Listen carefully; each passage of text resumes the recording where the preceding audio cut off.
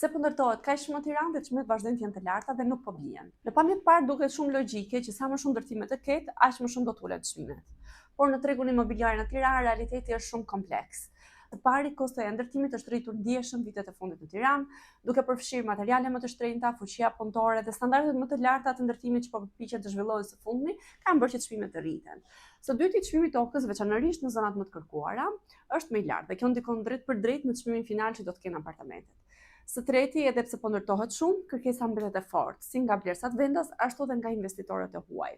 Në disa raste, projektet e reja janë të orientuara drejt segmentit më të lartë të tregut, jo për vlerësa mesatar, çka do thotë që oferta nuk përputhet gjithmonë me nevojën reale të tregut. Për ta përmbyllur idenë, më shumë ndërtima nuk do thotë automatikisht çmime më të ulta. Nëse po mendon të blesh një pronë, është shumë e rëndësishme të analizosh tregun dhe jo të presësh vetëm nga logjika e thjeshtë e ofertës dhe e kërkesës. Nëse sot je interesuar të blesh një pasuri të paluajtshme në zona të ndryshme të Tiranës, më kontakto dhe unë do të tregoj opsionet e fundit që kanë dalë në shitje.